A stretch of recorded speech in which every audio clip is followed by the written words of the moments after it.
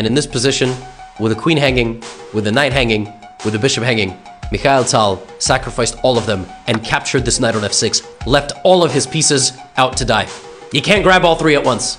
If you try to take the queen, you best be sure to hang on. You can't take anything else. You're not going to castle because the queen is still going to be hanging. So, he took. Now, Tal was able to get away with a move like this because his pieces are well-oiled and coordinated to target his opponent right after the queen is captured.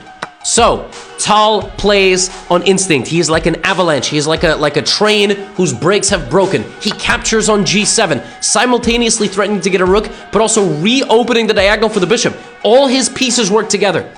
Rook g8, and now the culmination of the sacrifice. It is actually not rook to e1, which looks like it wins a queen because it loses a bishop and a rook in the process, and when the dust settles, Tal would be a full rook down.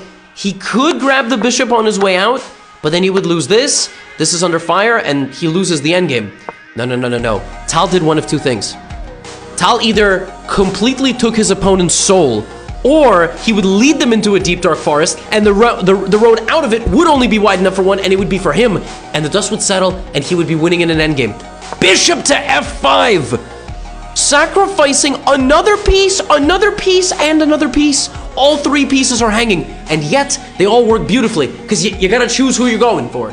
If you take the bishop, I get knight to d6, and I win the queen, and I emerge in a better endgame. That very well could be the best move. You can take on h4, right? Now you'll notice Stockfish is kind of like demystifying the white attack, but when you played against Tal, you had to defend perfectly. He took the bishop e6, and then he tried to go for this. Tal just bulldozes in with more pieces. King e7, and beautifully gets out of danger, saving his rook, defending the bishop, and black still could maybe hang on. And he goes g3, grabs this, bishop takes a6. But like I said, when the dust settled, Tal was left in a game where he was down a pawn, but black had 1, 2, 3, 4 islands, doubled and completely shattered pawn structure, and white was better. White is better in an endgame despite being a full pawn down.